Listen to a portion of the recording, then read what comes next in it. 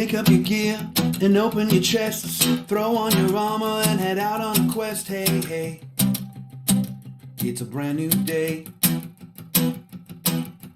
On the Sword Coast, your allies will help with blazing bows and magic as well. Hey, hey, heroes on their way. Fighting forever against overwhelming odds. Fighting together in favor of multiple gods. Idle champions of the forgotten realms. Idle champions, adventure never ends. Idle champions, hit you all at them. Idle champions, you will say it again. Idle champions.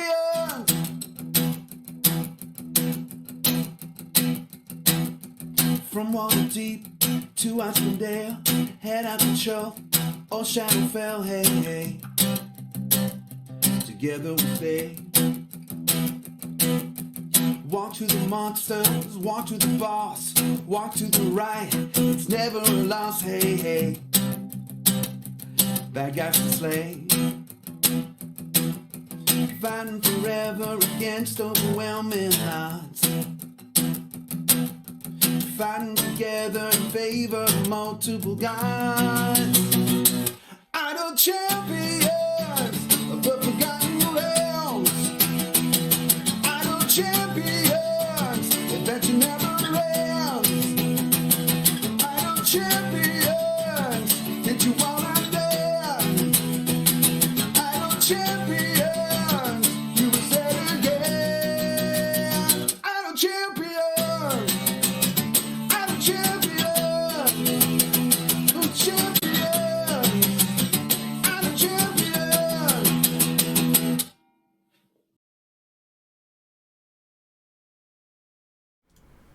Hello, everybody. Oh, this would be better with captions. Hello, everybody. The one button I forgot to hit. Welcome to Gaarawarr's Guide. I am Gaarawarr, and today I forgot to refill my water bottle, which has me sad. So during the musical interlude, I'll probably be racing to the kitchen because by then I'm going to need a lot more water than that. With me today in the mod pod is Gabe. Say hello to Gabe, everyone. Gabe's going to be grabbing your questions from chat, and telling me when I screw up. The usual kinds of things.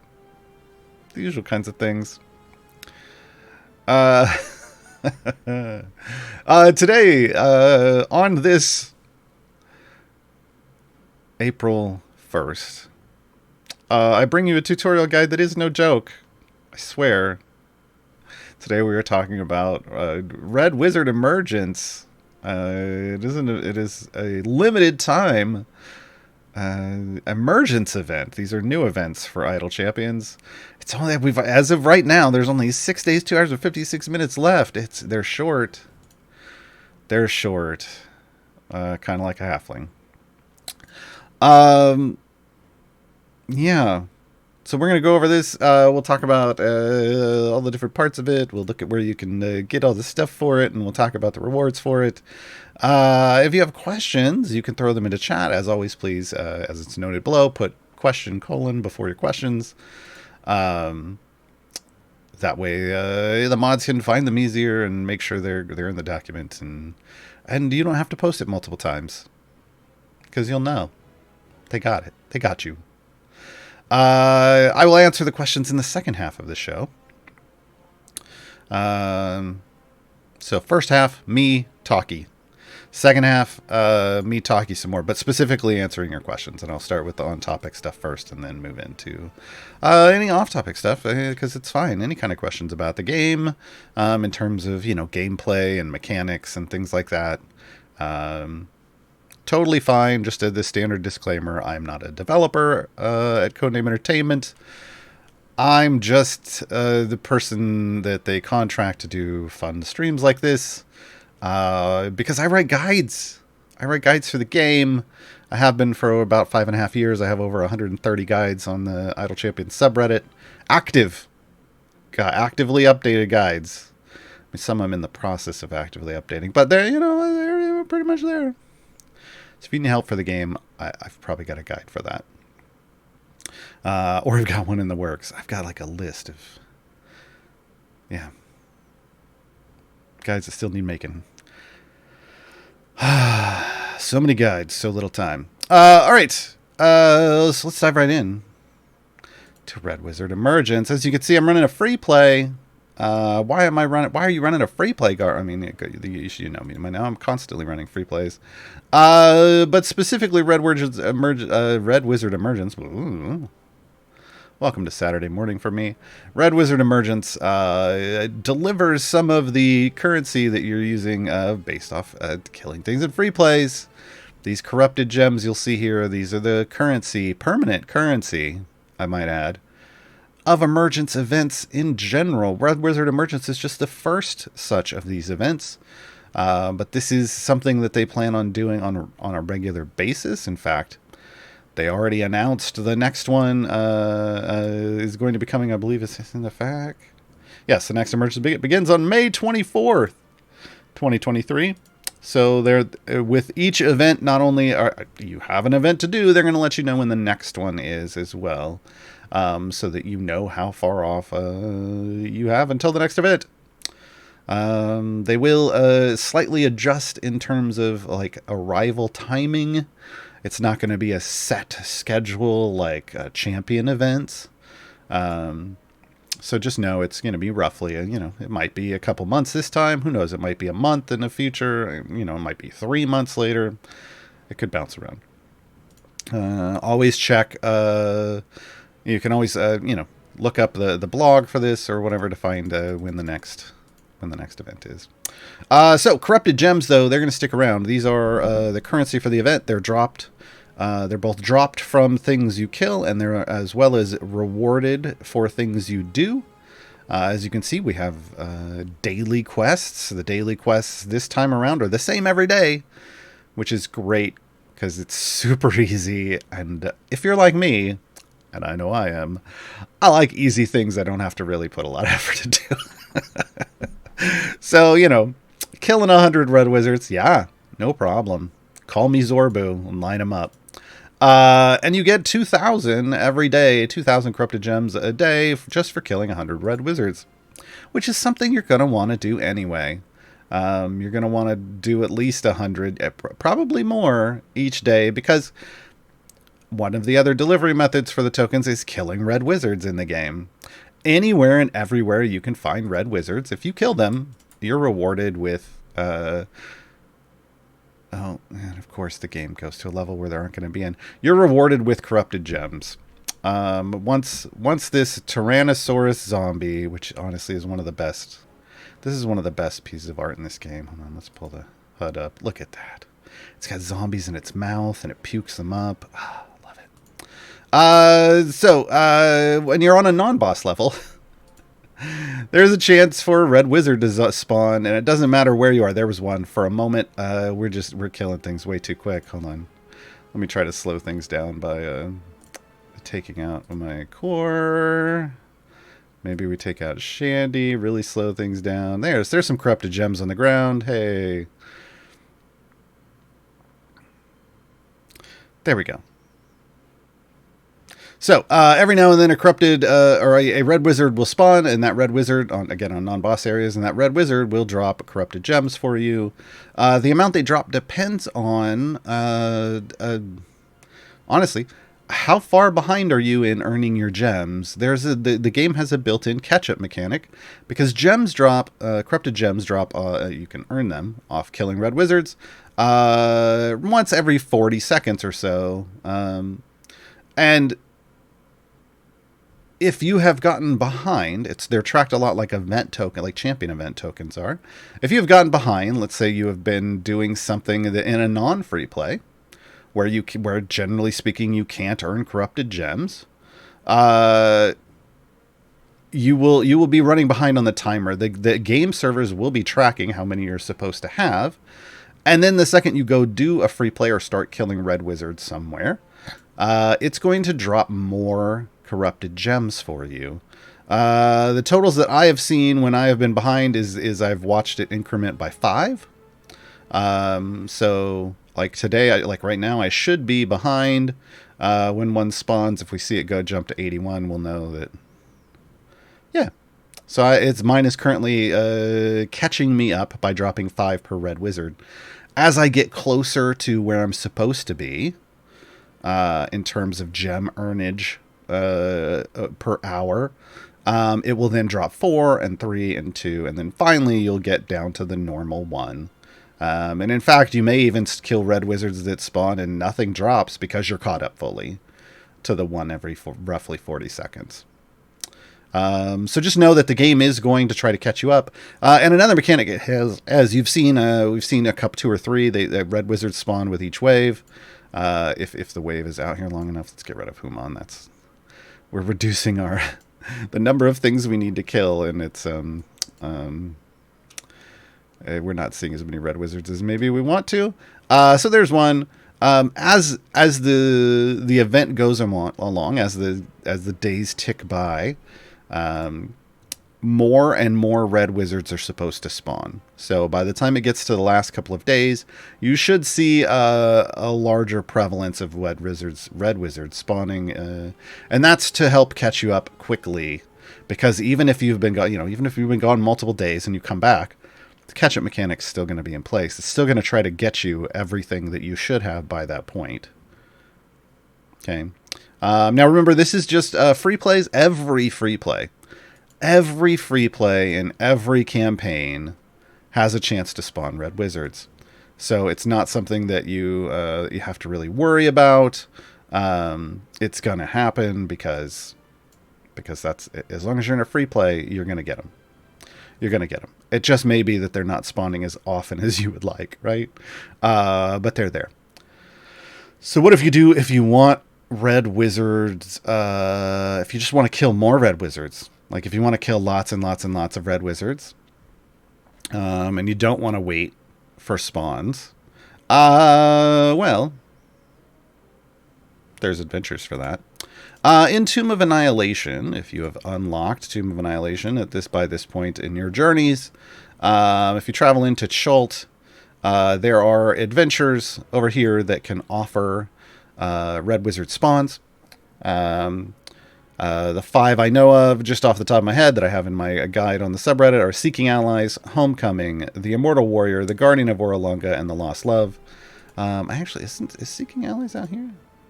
It is. So Seeking Allies is even, not even, it's just a Tomb of Annihilation right at the beginning. So you can get here really quickly. Even if you've just started the game, you will be able to get, like, hey, look, Red Wizards. Red Wizards are spawning. Red Wizards are spawning. You can find them real fast. Let me get some kind of formation in here. Not necessarily a good one, just any, well, all right, those are all not great. Here. So as you can see, right away on area 1, I've got Red Wizards spawning and Seeking Allies. So I can literally just sit here if I want, and farm Red Wizards. It's going to spawn, and it looks like it's spawning a little quicker, maybe roughly. It is a free play. These are probably the free play spawns. But if you were doing this adventure for the first time, you could get it. But if we can get to a level in Seeking Allies where what is normally supposed to be spawning is basically all Red Wizards, then we can have tons and tons of Red Wizards and just get tons of kills. We could turn off auto progress and sit on that level, right? Which is what we'll... Oh my god, why do I have Xander in a speed formation? I am shocked and appalled at myself. Apologies, everyone. I don't know how that happened. I will try to keep an eye on it, and we'll figure out. I did not put notes of what levels have the Red Wizards, but we'll get there.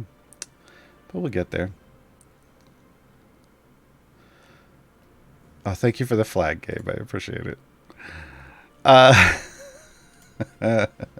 So one of the other ways you can kill Red Wizards is you go to one of these adventures in Tomb of Annihilation, park yourself on a level that has a bunch of them, and just slaughter them, right? Just absolutely slaughter them, which is fine because they're red wizards. They're undeniably, unequivocally the bad guys.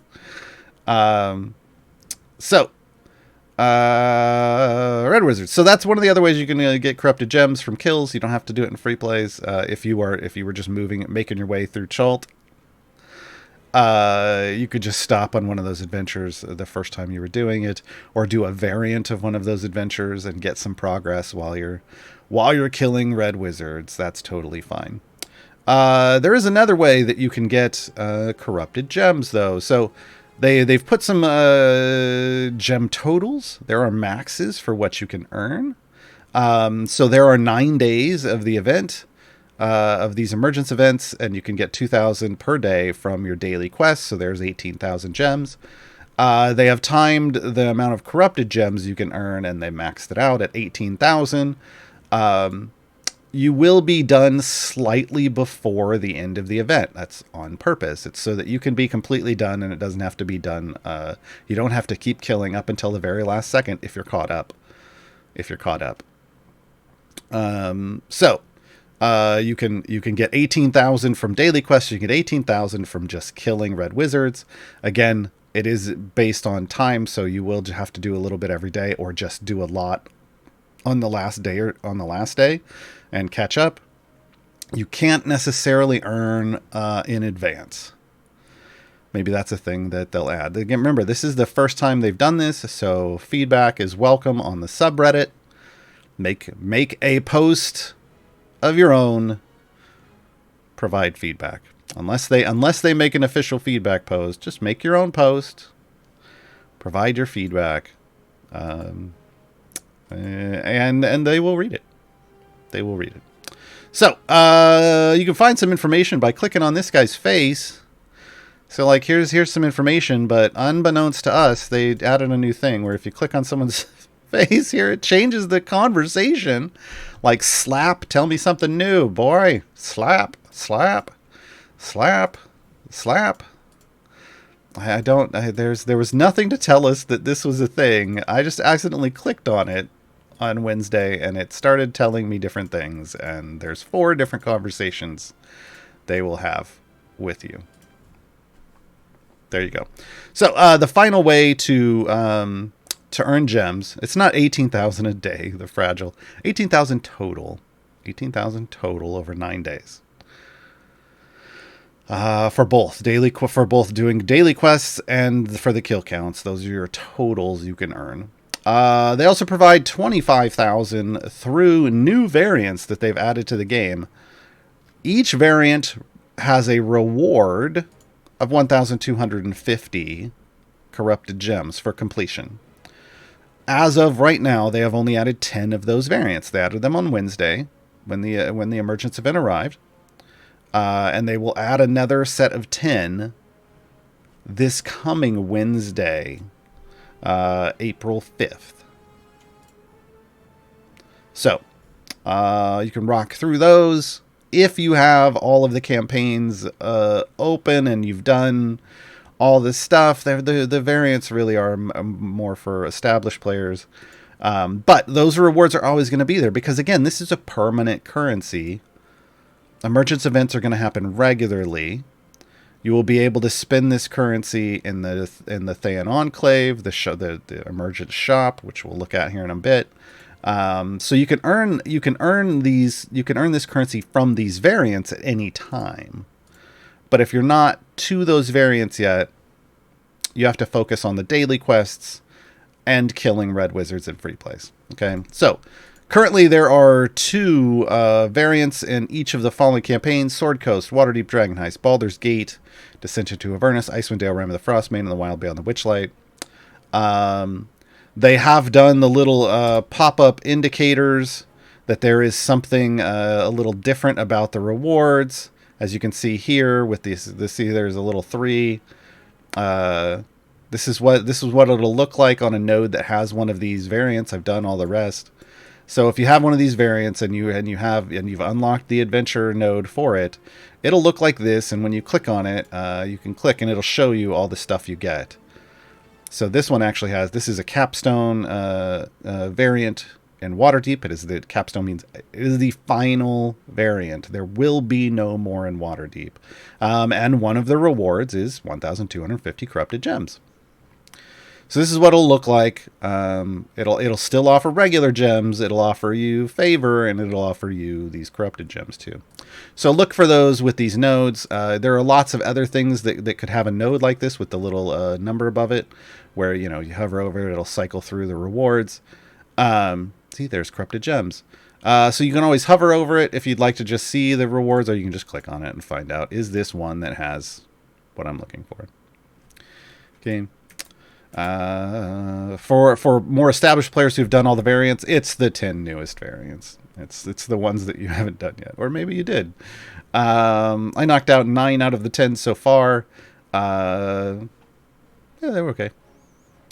I'll be doing Olcoria's Escape from Alterdeep on Monday on my channel.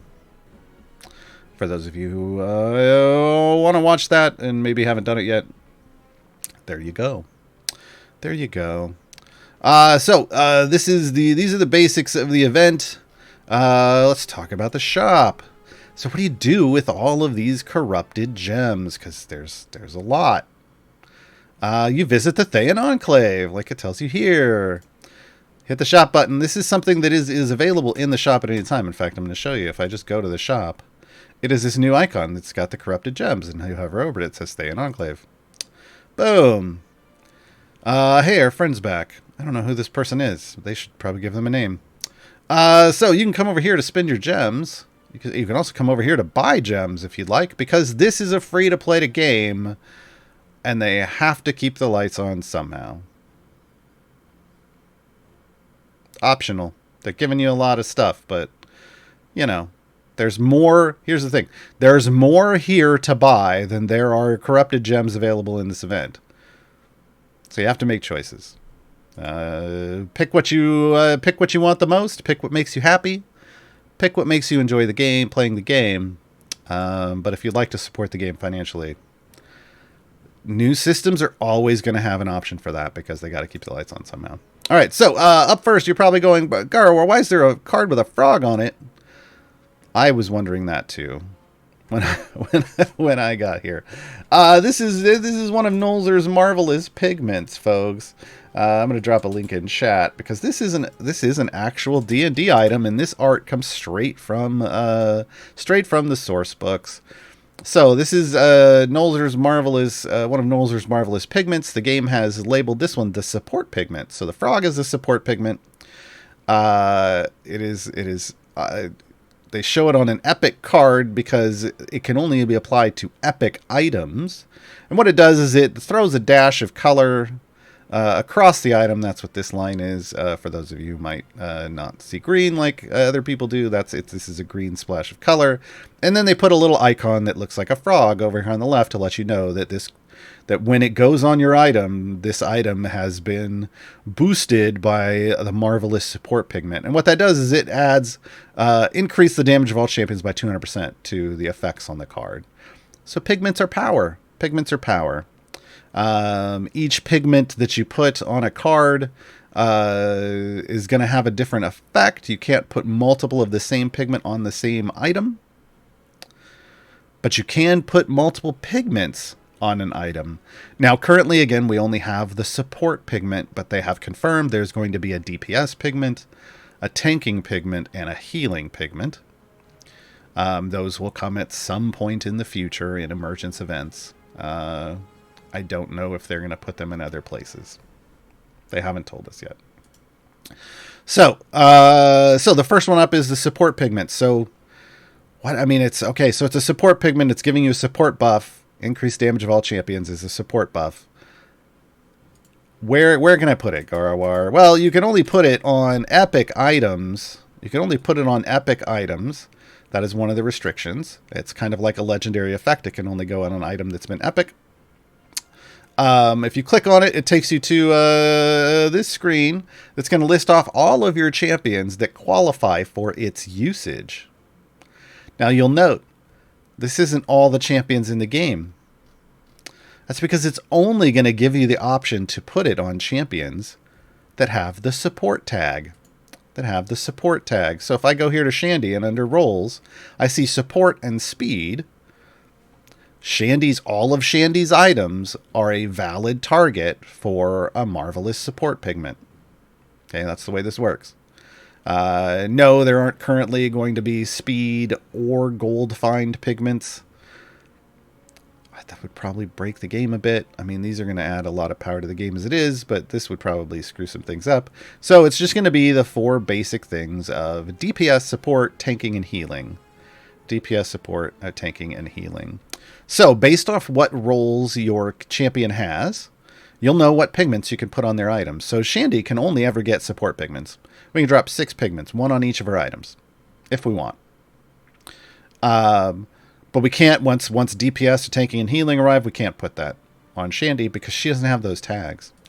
Now, nerds, however,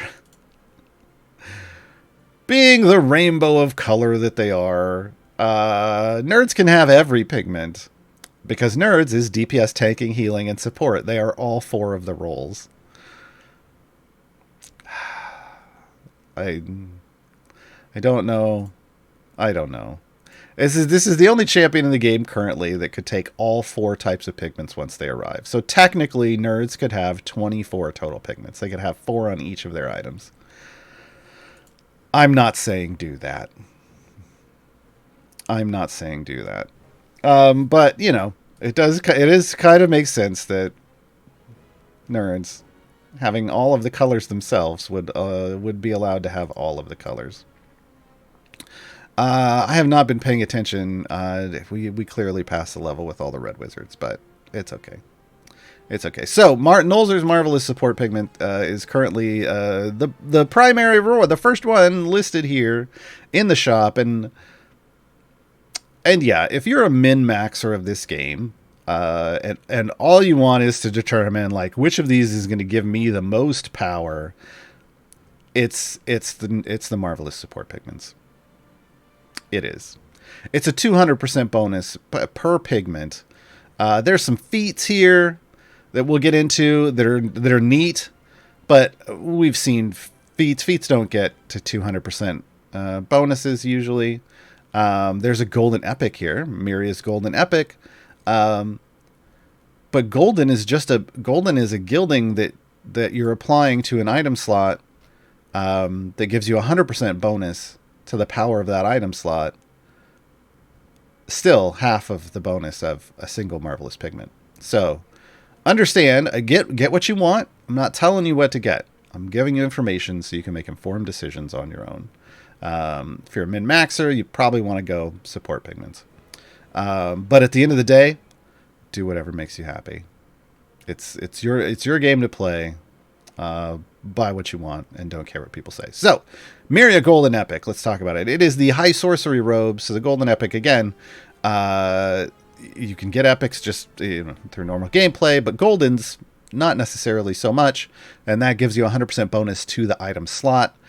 Golden gildings in general are more effective on items that have tons of item levels on them, because item levels give power and the gilding boosts the power, right?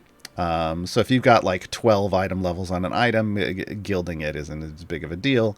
But if you're going to be throwing thousands of item levels on something, gilding it is a bigger deal.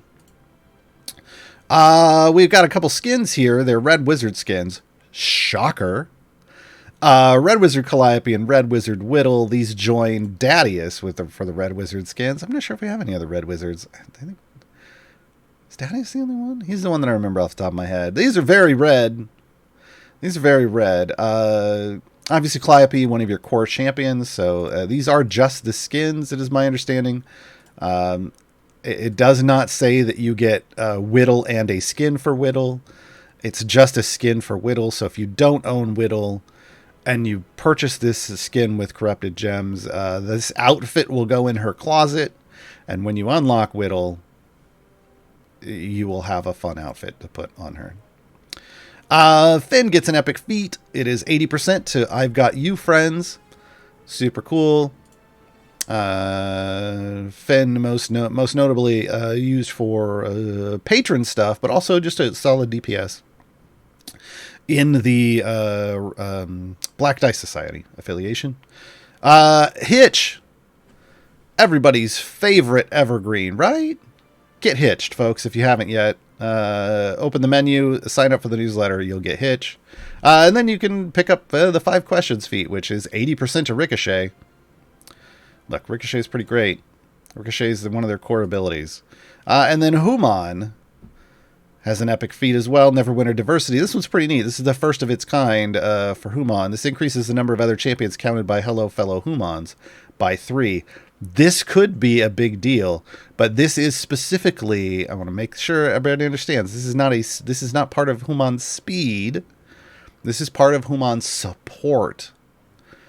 So if you're running Human support at your wall, not just up front in the speed, but running them in support in one of either the middle columns or the back columns, if that is a function of your pushing formations, this could be pretty big for that. Because the boost that Hello Fellow Humans gives is based on the number of them in your group. Getting to one of those break points of the really big boosts, this could get you there, and that could be a big boost. But again, only if you're using Human to push. There's also Modron component chests for the pipe game, if that's your jam. Supply chests, these only drop blacksmithing contracts, bounty contracts, and potions. That's it. So supply chests were a thing that people asked for in like year 1 or 2 because people were like, I just want potions and contracts. I don't want items because my champions are fully geared. So the devs created supply chests, and they've only ever really been available as like giveaways or occasional rewards for meta events. But now here's a way you could, if you wanted, buy them with corrupted gems. And then they created a Red Wizard Emergence chest, and they threw a bunch of champions into it. So it's got gear for Calliope, Hitch, Human, Whittle, Finn, and Myria. Now keep in mind, regular gold chests are going to give you gear for Calliope and Hitch. So really what you're looking for out of these is gear for Human, Whittle, Finn, and Myria. Right? If that's something you want, you can get them out of here. If it's super important to you to try to hunt down gear for those 4 event champions, that's a way to get it. Yeah. So this is the shop. This is what it looks like currently. Now, whatever you don't buy right now, when the next event rolls around, will still be here, but only for that event. So things will go in the shop and they will stay for 2 events unless you buy all of them. There are only 10 total Marvelous Support Pigments. It says 7 because I bought 3 already. 1 Golden Epic, 1 of each of the skins, 1 of each of the feats. You can only buy up to 8 of the Modron chests and 8 of the supply chests, but you could buy infinite Red Wizard Emergence chests. These will all be, these things, if you have not bought all of them, if you've not bought them already or you haven't bought all of them, will be available for 2 events. The event they arrive in and then the follow-up event. Then they'll go away. Now in the next event, there will be more things added to the shop. So this shop will get a lot busier in the next event. There will be new things for you to buy. They might refill the Marvelous Support Pigment aisle, or they might add a new Marvelous Pigment. Stack of 10 of a different type. We don't know. But they will add more stuff in the next event. And then it will roll like that constantly. Items that get added for one event will also still be available in the next event if you haven't purchased them yet. Now, if you don't purchase them and it goes through 2 events and they're removed from the shop, in roughly 3 months, I think is what we were told, they will arrive in other ways. It is my understanding that these skins will arrive in wild offers, as will the Golden Epic if you don't pick it up from here. So these will go to the cash, effectively the rotating cash shop, just a limited time cash shop and wild offers. Whereas the feats will make themselves available just to be purchased with gems and regular gems, green gems. Most likely 50k. Most likely 50k. These are all epics. Makes sense that those would end up being 50k feats. Pigments just vanish into the ether. Just vanish into the ether. Probably the Red Wizard Emergence chest probably just vanish into the ether. Modric component chest, supply chest, they're probably sticking around, but I don't know that for sure. Yeah. So that's the shop. That's Red Wizard Emergence.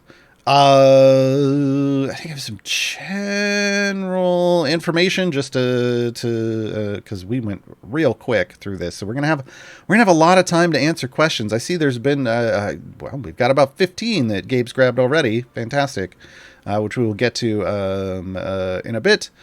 So if you have questions, again, put question : before them in the chat. Drop them into the chat, and I will get to them. We got plenty of time for questions today.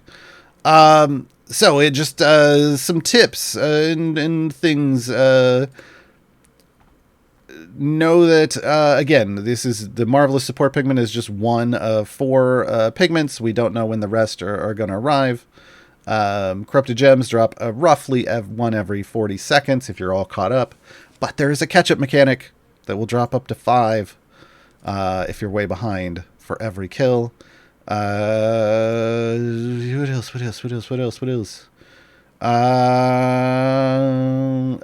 Patron versions of variants do not reward you those gems. We went and I showed you one of the variants, that Alcoria variant, the Capstone in Waterdeep. After I complete that and I get my 1,250 gems, if I go to do the patron version, no, that's patron rewards. It just goes back to regular patron rewards. So just know that those are one-time things. Once you grab that bonus, it's done. It's done. All right. I will come back. I will go over all the questions. Even if I've answered them already during this conversation, we'll go over them again. Because who knows? Maybe somebody showed up late. It's all good. It's all good. And I'm going to go get some water. The music, the song for this short break is A Whittle Bit Evil. Because Whittle's part of this. Hey, see what I did there? Let's give it a shot. Okay. Let's do it. This could be it. She's a little bit evil, a little bit good.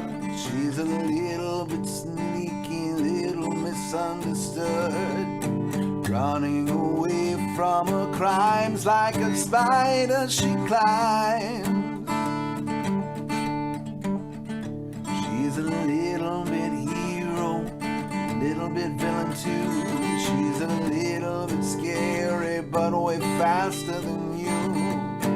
No matter where you run, she'll be there pointing a gun. She's a tinker and a thinker, a wizard with her tools, a widow of an evil, and she suffers no fools.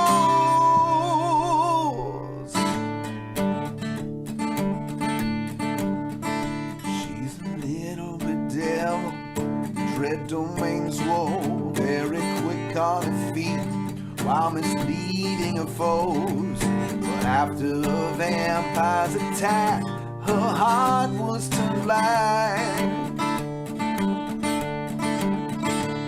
She stepped out of time and stole the devil's rod. Then she dropped her to rest on top of a god. She saved a friend with a pack. Now there's no turning back.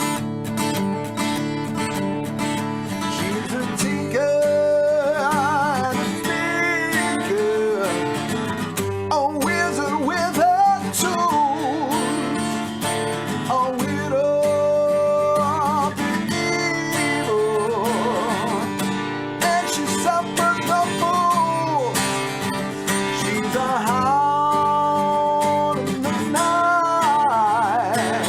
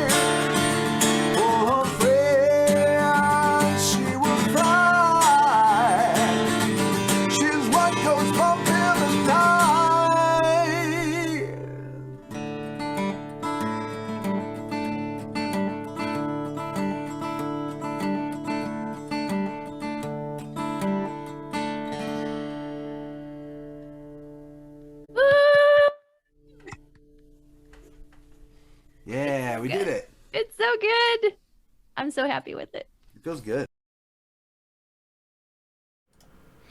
And we're back, folks. I did, in fact, refill my water bottle. I am much happier now. Hydration is important. We're going to dive into the questions. I'm going to try to talk slower because we've got a lot of time today. It's not going to be like that, though. Let me see. What we got going on? Keller Point.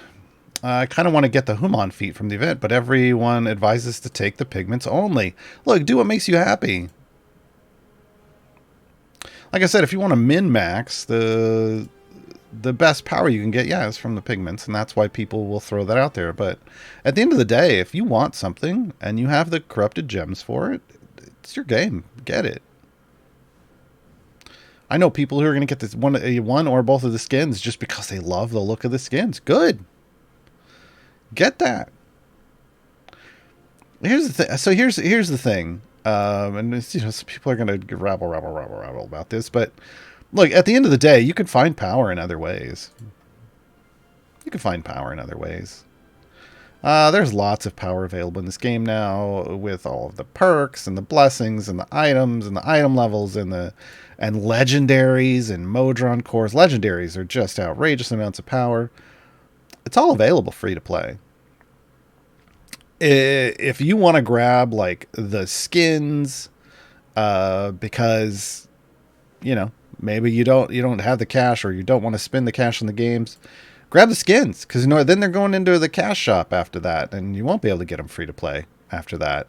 Grab the skins. Sure. Grab the golden epic. That's normally a cash thing. You grab that too if you want. You can find power in other ways. You don't even need all the power in this game to complete all the content in this game. So, not currently. There's so much power out there available for you. It takes time. Is it going to take time? Yeah, absolutely. The cash shop in this game offers three things. It offers quality of life in the form of things like familiars. It offers cosmetics in terms of the skins. And you can buy power, and that's pay to progress faster. I know people like to say pay to win, but this is a single player game. What are you winning? What are you winning? You can pay to progress through the game faster. That's what power does.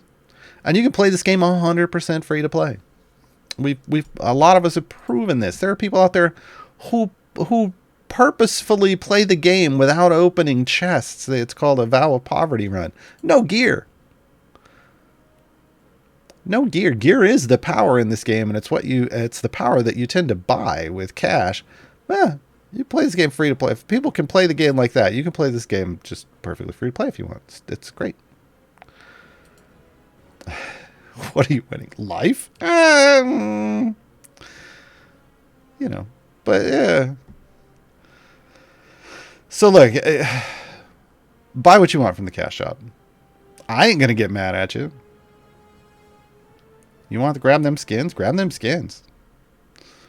You don't have to tell people what you bought. My life of poverty. Like, you and me both, Lord J-Vax. Don't get me started. Events. Will we be limited to one pigment per item, considering multi-role characters? One support pigment per item. But again, there are going to be 4 different types of pigments, and you can have one per role that your champion has. Now, again, if you just have a pure DPS champion, like, off the top of my head, who's only got a DPS tag? Artemis? Artemis can only have one of each of the DPS pigments, and it gets nothing else. I'm not saying they designed it this way to nerf Artemis, but I'm not saying that. That's... Oh, yeah. And events with a follow-up. Will the next Emergence have the same currency, corrupted gems? All Emergence events will have corrupted gems. Yeah. Corrupted gems are going to be a permanent thing. It's why they're in your inventory, and not just up here. They don't go away after the event ends. They stick around. You can accrue them continuously. Well, in this, I say accrue them continuously in the sense that there will be variants out there that maybe you haven't done, and when you get to them and do them, you will then get the gems in your inventory, and the next time, and you can spend them in the shop. But you can only accrue the daily quests and the kills while an event is active. And I don't know that it's always going to be Red Wizard. Obviously, the Thayan Enclave is what the shop is. But are we always going to be killing Red Wizards? I don't know. Maybe it's going to be something else. Who knows? Again, this is the first one. We're getting used to it.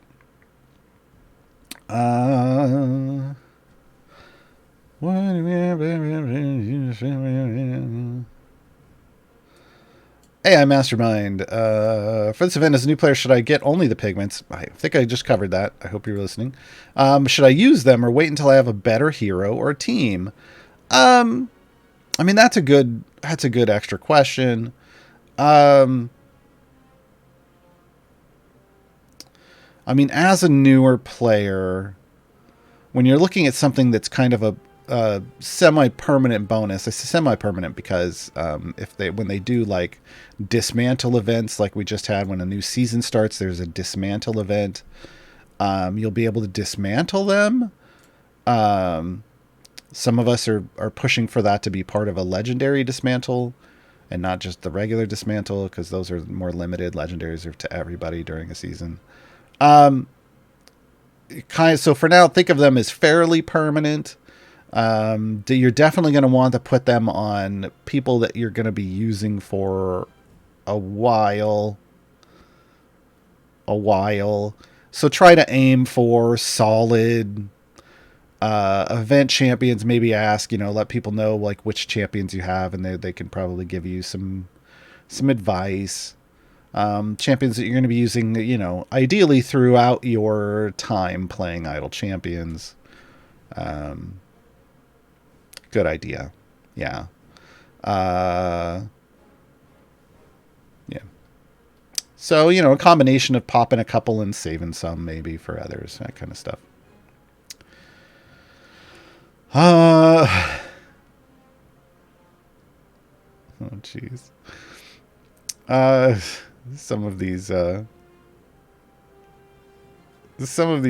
questions are jokes, and they're getting me. We'll get to those. Ricardoso asks, are you sure we can't make the emergency pronunciation happen? No. I like to call, these are emergence events, and I like to call them events with a double E at the front because they're emergence events, right? Why not?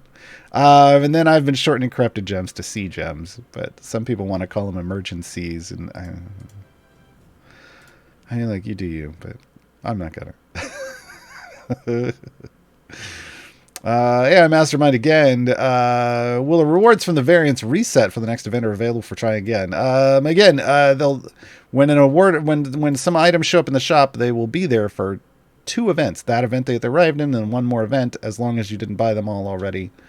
But each event will restock the shop with new stuff, and then after that, they go away.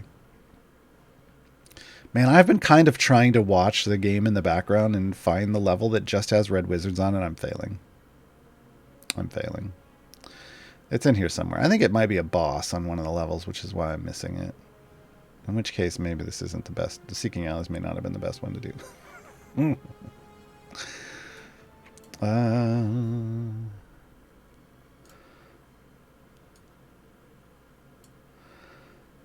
Committed Gaming, again, a follow-up on the shop. Everything stays until the next event. We can buy it all for free if we just wait. Again, when the next event rolls around, it's going to put more stuff in the shop. So there'll be more stuff to buy. So, yes and no. You have to make choices. Like when I go to the grocery store, I got to make choices. I ain't got money to buy everything I want. I got to make choices. Sunkill, what would you recommend in getting? I think my general thing is in general, buy what makes you happy. If you're trying to min-max the game, support pigments. Riffraff, can you put the same pigment on all 6 items of one character? Yeah, as long as it doesn't have that pigment already. Absolutely. Absolutely. Arcos, no. If you want it, I'll get out your credit card. No. Okay, first of all, I don't have one. I learned that a long time ago. I used to have credit cards. Oh, no. No. I don't like them. No. But no, that's not how that works. That's not how that works. Just because the government spends money like that doesn't mean you should. Key theory. Hey, Gaar, you said earlier the variants can be done later because the corrupted gems are permanent currency. Correct. I wonder if and how you get the variant-based corrupted gems. If you finished it a longer time ago, it seems to me the corrupted gems are not added to the total, then are lost. I'm not sure what you're... Yeah, I don't know. That's not a thing. So again, there's what can be lost is that if you do not do your daily quest, you lose the ability to earn those 2,000 gems for that day. And when this event ends, if you did not kill enough Red Wizards to get to the max total of 18,000 available gems from kills, you could lose that. But those gems that are rewards in variants, those are always there. Those are always there. They're not going away. So once you earn them, obviously, once you've completed the variant once, you've consumed them, you've earned them, they go into your inventory, you have them. But they don't have a way of going away because variants don't go away. Variants are there until you complete them. Variants are there until you complete them. So yeah. Corin says seeking out as a Red Wizard boss 35 and 50. Okay, so it's the bosses. Dang it! I was hoping to find. I need to go back in and update the guide and make sure, like, tell people where the things are. I was hoping this was going to be one that just had some spawning, but it isn't. Well, there you go. Not all adventures are created the same. So I'm still killing Red Wizards here because it's a free play. What am I up to? Let's go to regular. Did I get caught up already?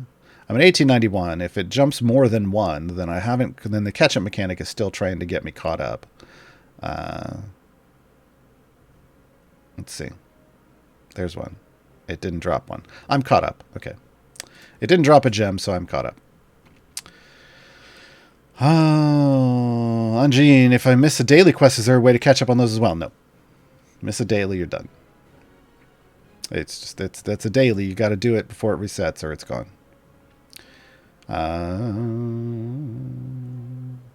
Shock of Hearts. Do the corrupted gems from variants add to the total available from free plays and dailies, or is just getting to the total faster? No, they're a separate. That's a separate pool of gems. That's a completely separate pool of gems. So you have a total pool from dailies. It's just as you have to do the daily each day. If you do it, there's 18,000 gems. There is a max total from kills in free plays or anywhere else you run into Red Wizards of 18,000. That's the one that that's like there's a total that you kind of have to think about maxing is from kills. But the variants, they're always rewarding. They just always have that reward. It doesn't count towards any kind of total. It's just currency for you to earn. Now, when I said there's going to be 25,000 total available, it's because there's going to be 20 variants with 1250 gem rewards. But that's not. It has nothing to do with like a total you can. Like some kind of limit that you can earn. That's just letting you know the maximum currently available. If you don't do all those, like if you do none of the variants this time around, and then you do all of them the next time, assuming that they do the same thing and there's 20 variants which there might not be. Maybe they'll only do 10 next time. Let's say there's 20 variants again in the next event. Then you'll have like a 50,000 you could earn from variants because you didn't do the first 25,000. Right? This is a way they're putting the ability for you to earn those gems as a completion reward at any time whenever you get to that variant. Star Chaser 43, does farming make sense with the catch-up mechanic for the corrupted gems? I mean, here's what I do. I don't try to farm Red Wizards, but I do try to do a free play every day. I try to do one free play where I push fairly deep every day. And that's fine. I'm always in need of favor for upgrading legendary, so it gets me doing something I should be doing anyway. So if I do one on my main account anyway, on my new player account, I do one deep push for favor in a campaign that I'm working on, and I need that favor anyway, right? For blessings, and to make everything be easy. So I only look at, I'm not like constantly trying to farm because there's no point in that. There's no point in that. Grab yourself a bunch, and then once the catch-up mechanic has you down to 1, go do something else. You've caught up. Just as long as you're catching up, if you're only playing once a day, just make sure you do a free play long enough to catch up, and then move on to something else. That's what I've been doing on my new player account, anyway. The glitch. Are there no Red Wizard quests in Tomb of Annihilation, or have I found a bug? It isn't a quest. It isn't a quest. There are adventures in Tomb of Annihilation, like this one, where there are a couple levels. Like this one has like two boss levels. But there should be some where there are other spawning. But ultimately, the point is to let you know that there are naturally occurring Red Wizards in the game. You could go do that. If you're doing that, you're going to get some. But really, the best way to get corrupted gems and kill Red Wizards is just do a free play. Any free play, any campaign. Just do a free play. They're gonna be walking out all the time. Almiana Kirkin, I think. How likely is it to get some pigments and never use them and just hoard them out of fear of wasting them? Oh, some people will have that problem. Decision paralysis? Absolutely. I guarantee some people are going to have that problem. I ain't going to have that problem, but some people have that problem for sure. So maybe don't buy those. Maybe buy something else. I don't know. If you're not going to use them.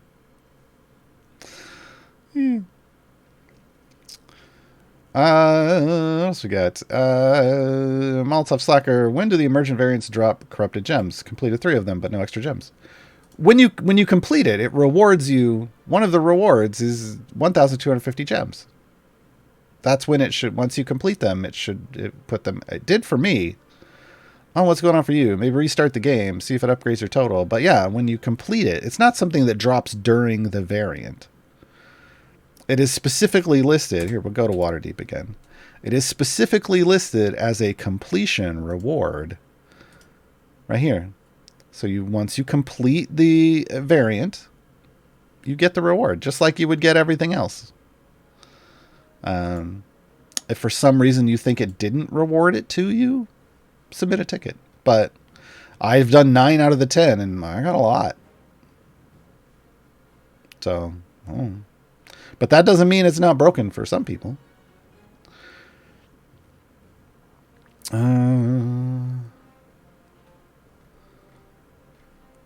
Folks, you only have to ask a question once. Gabe, I promise Gabe is grabbing them. He's putting them in a document. We've got like over 30 already over here. You only have to ask once. It's good. If I haven't gotten to your question yet, it's because it wasn't on topic, and I'm still doing the on-topic stuff. We'll get to the off-topic stuff.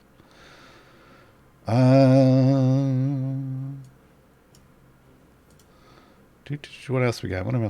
Oh, these are all updates. Okay, Lazy Cat. So the Red Wizards are emerging, and we're fighting them back. Yes. This is, if you don't know, folks, this is kind of a tie-in to the new movie D&D, Dungeons & Dragons, Honor Among Thieves. This is their way of tying into the movie. Would you like to see how we are doing collectively? I've seen that in some games. I'd like to see the worldwide kill count on that red face at the top of the screen. I don't know if they have. I don't know if they have that tech. I don't know if they have that tech. Yeah, that's interesting. I have played games where there is a community kill tracker. The challenge is it never updates live. It always has to pull data occasionally and do computations, and depending on how many people are in the community, it might take a while, and it's always off. It's always off until after everything's done, and then it catches up. I've seen that. Those are neat. I think we've asked for things like that before from the devs, like maybe in year 1 or year 2, we were like, can we have like a community event where we're all like trying to kill something? And that may have what wormed into their heads and gave us like Trials of Mount Tiamat, where you get together with a group, kind of cross-platform and try to kill Tiamat. But yeah, we've never seen anything where it's like the entire community is getting together to try to do something. Could be neat. But yeah, I don't think they have that. I don't think they have the tech for that. They would have to build that out. So I don't know how high a priority that would be. But Events, how do you corrupt gems? None of the answers I have to that question are appropriate for this stream. So I'm just going to move on. In the sake of the lore, it's probably some kind of bad magic. Bad magic.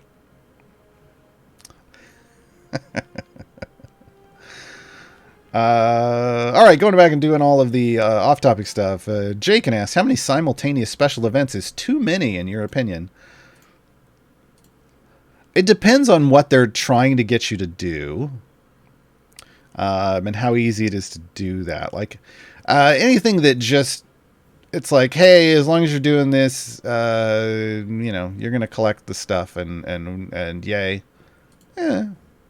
You could stack all that stuff up pretty easily if it's all done in the same place. I think what you're referring to is, hey, we've got a season going on and they're throwing Emergence. I don't know that it's always going to be like this. It just lined up that the movie kind of came out now, and so they threw this. They threw this out along with it. Did I get a new reward tier? I did. Nice. But like the daily quests, honestly, I barely even have to pay attention to them on my main account. They just kind of do themselves. And the rest of this kind of does itself. I haven't tried to farm any of this. I know on a newer player account, on my new player account, I will have to actively make choices. But again, that's what it is. You have to actively make choices on what to do with your time. Figure out what's worth the most to you, and go do that. I mean, the daily here is, hey, just do the thing that's going to earn you the gems anyway. Okay. And it's on free play, so woohoo. Again, this is their first time doing this. I mean, I think my biggest feedback is, why can't Red Wizards just spawn everywhere? Like in Adventures and Variants, that would make this better. That would make this better. That's kind of the only thing. Other than that, I don't, like I said, I think I'm, for the most part, it's something I'm doing anyway. I haven't seen something, that, so with this event, I have, other than the variants, but again, I do, the variants are things you kind of, when you've completed everything, you kind of do those just anyway, because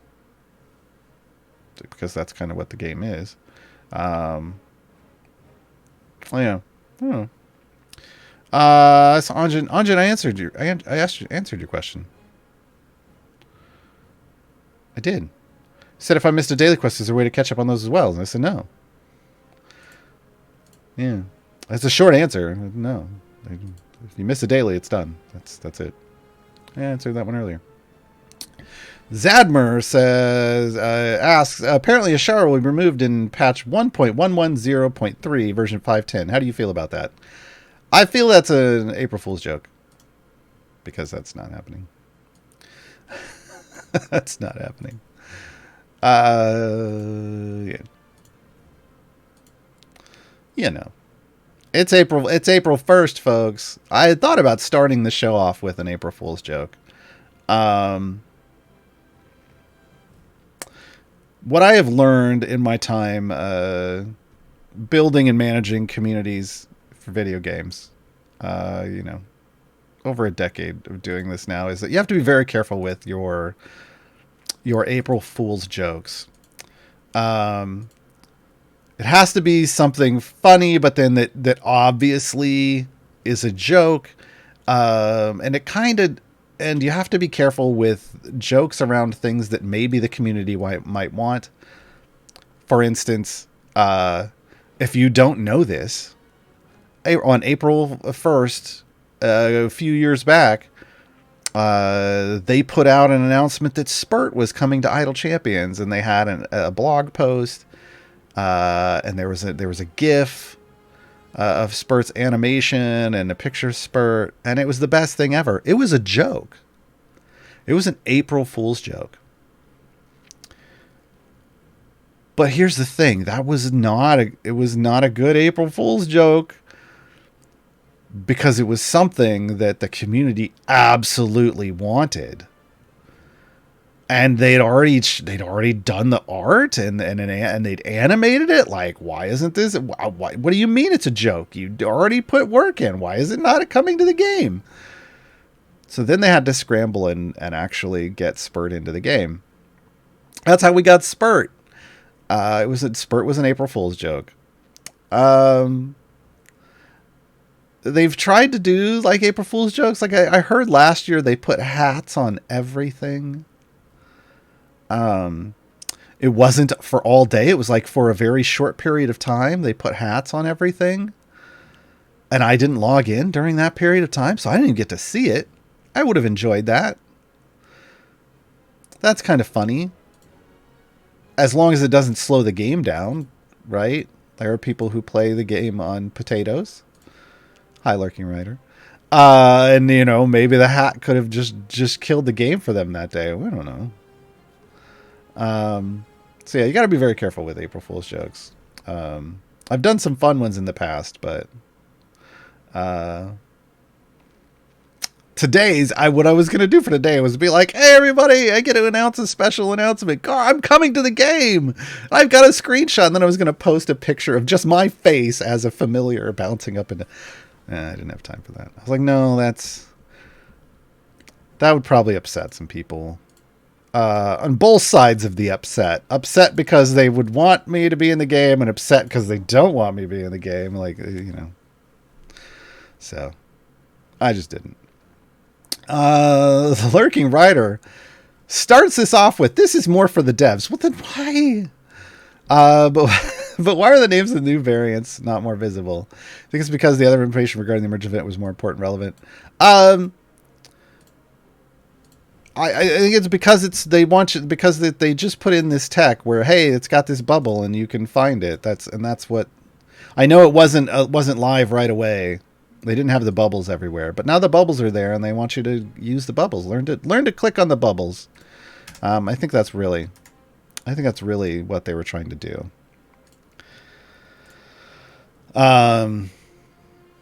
Yeah, I think it's one of those things where if you're an established player who's done all of the variants, when they throw 10 new ones out, you know where they are right away. But a newer player can't find them. But that's kind of the thing, is it's going to be there in the future when they get there. It's a nice reward, but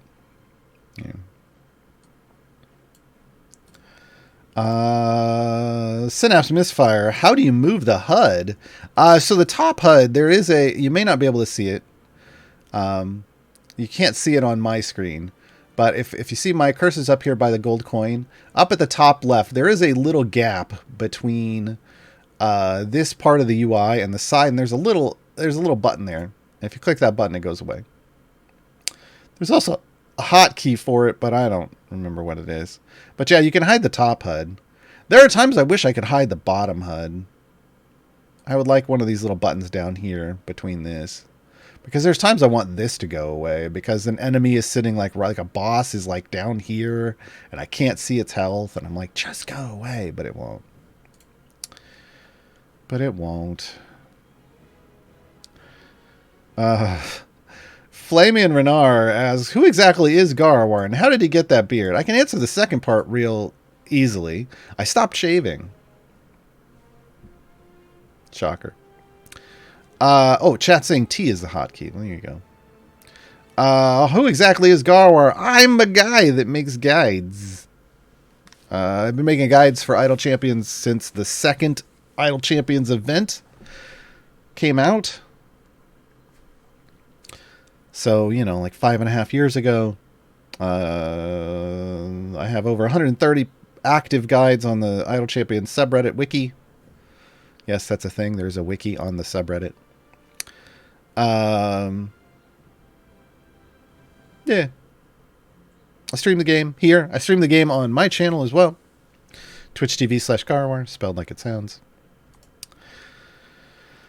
HLS 30. I'm having trouble figuring out the interactions between all of Turiel's feats. Okay.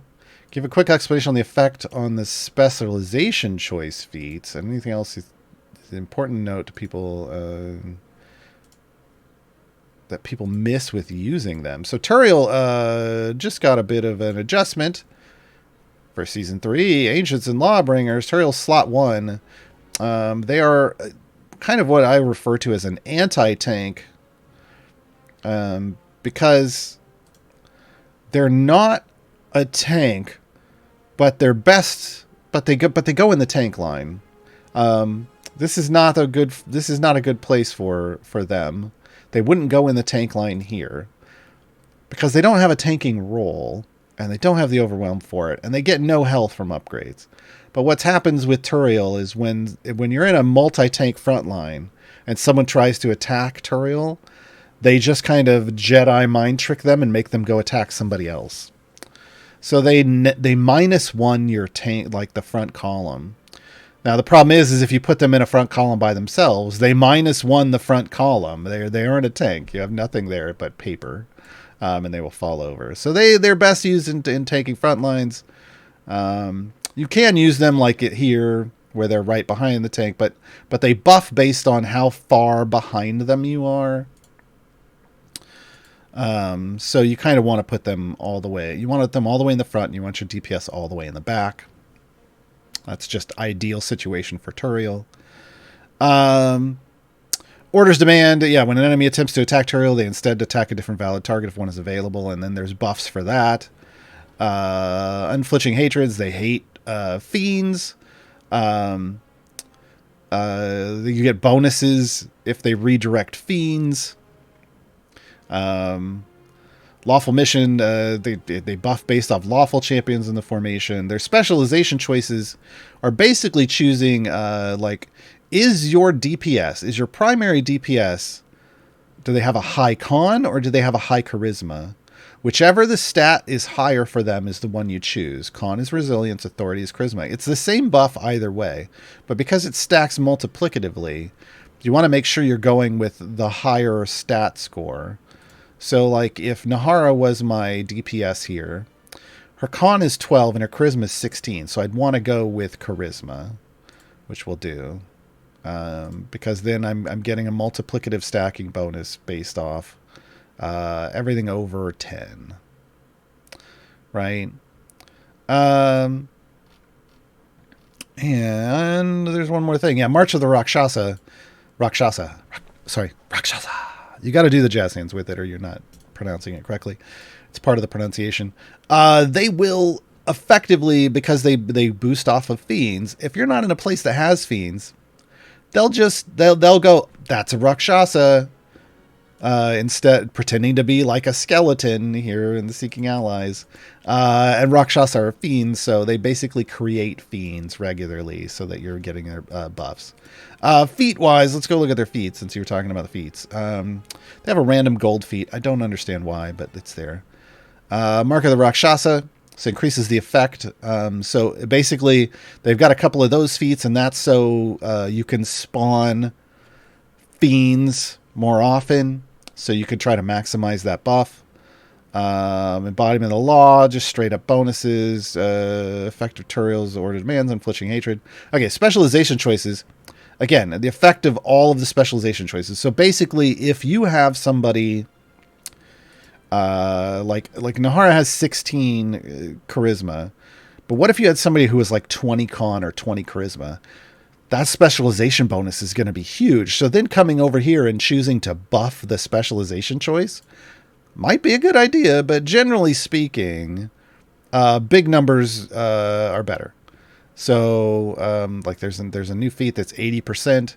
Usually, you know, if you're buffing something by 80%, here these are 40%. As long as you're putting in some of the big numbers, and those are just straight up buffs to things, you're increasing your overall damage by that percent. Usually, you're fine. So again, but you know, this is going to be a much bigger thing if that person has super high con. But yeah, but if but you can look at your bonuses. You can see which buffs are you doing the best at. Maybe try to focus your feats on those. It's going to vary. But yeah. More or less, that's the new tutorial. They basically got a lot better. They're doing a lot of the same things, but they're doing it in a much better, more enjoyable, and easy to trigger way, which is what you want to see with a rework, right?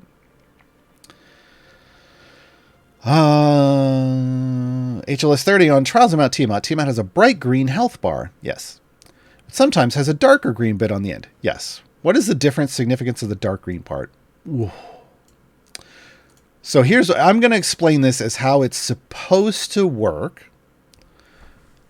It is my understanding the community feels there's a bug with this, and it's still not working entirely correctly. But here's the thing: Trials of Mount Tiamat. That's for those of you who don't know, it's a more in-game thing. Once you complete Baldur's Gate, you'll get to do Trials. I've got a run I haven't done yet. I guess we can demonstrate this.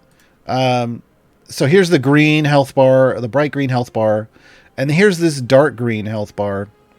Currently, what it's supposed to be is like the dark green, like out to the end of the dark green, is supposed to be like her current health. The larger number is her current health. But the light green is the amount of damage that you will do when the day resets. Like where her health will be when the day resets. So the day resets at a different time. It's based on whenever you started. So mine resets in 10 hours and 39 minutes. If no one else does anything else right now, we will kill a little bit more of her when the day resets. Why is that? It's because this is a very friendly system. They don't want to force you to be there the moment it starts. So when you go in and you do your damage contribution, like I have 0 so far because this started last night right before I went to bed and I haven't done it yet. When I do my contribution, which is a damage per second total, the system will factor in that total as if I had been doing that damage since the day began. It will go back and retroactively give me credit for the 13 hours and 22 minutes that I wasn't doing that damage. And that light green bar will move down. And when the day ends, it will give that credit forward. Now, so it's a way to make sure that you don't have to be there the moment it starts. As long as you get your run in before the end of your day, you're fine. It's going to give you that retroactive credit. There have been there are some weird bugs with the displays on the numbers still. So just because you see numbers that aren't super high doesn't mean that that's accurate. Generally, the party total tends to be accurate, but how it's distributed, not necessarily so much. And there are times where if somebody, like, I think there's a bug right now, if somebody forgets to do day 1 for some reason, but then does day 2, 3, 4, 5, 6, and 7. Their DPS gets stuck at 0 the whole time, and people just think they haven't contributed at all. But they have. So there are some weird still display bugs going on with trials. But generally speaking, when the health bar's gone, it's done. I tend to just look at the total party DPS, and I do my math and like, have we killed it? Are we going to kill it in time? And once we get to the point where we're going to kill it in time, I'm like, okay, I'm good. And I stop fretting about it. But yeah, that's what the green bar is supposed to mean. There are some people have said that sometimes when the day ends, it's not necessarily doing the damage correctly. So I don't really pay attention to the visual of the gray bar. I look at the total number of health it says they have in my party DPS, and I do the math, and it's always worked for me.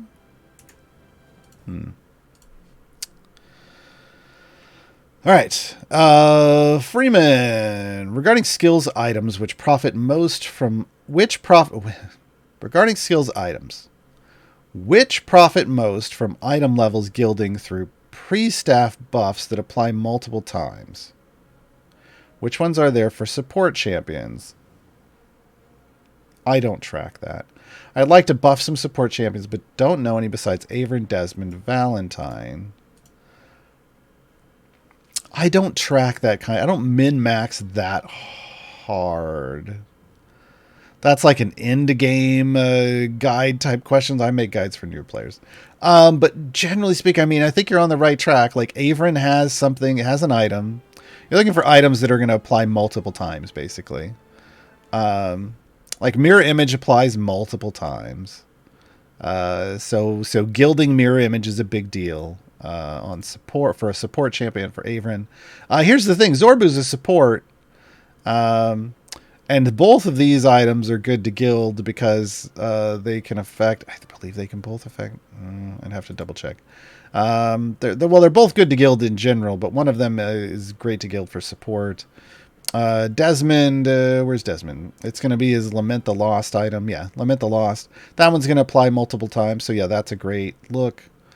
And Valentine's Trigram. Yeah, that's a good one to gild.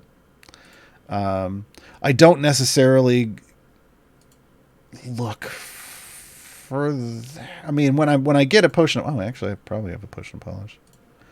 Hey, I do. I'm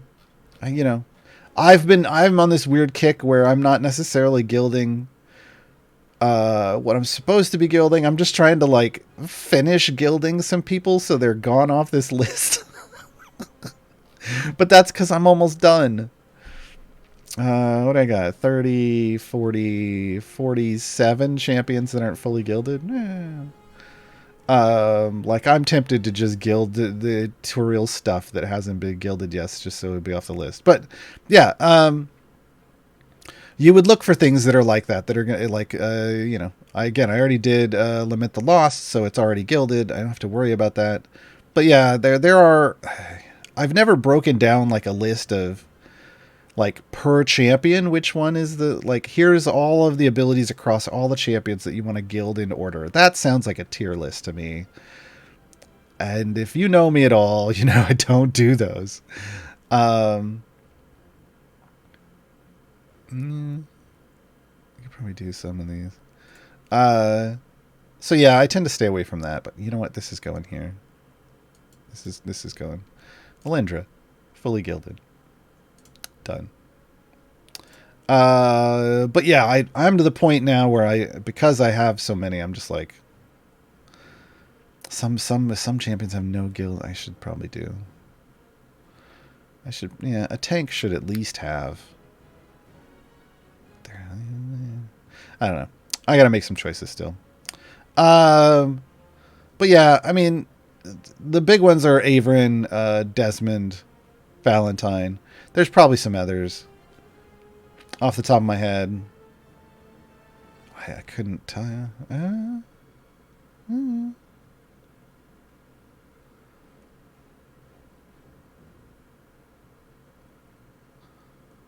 It could be interesting.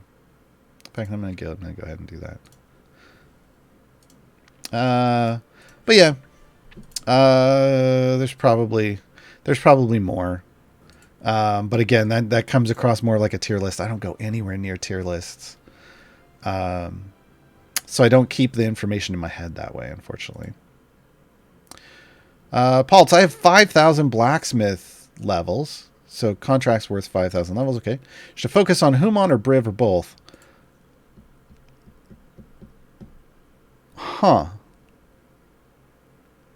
So I guess I guess here's what I need to know is like, do you have like a golden Theodynarax? Is it a or is it a shiny?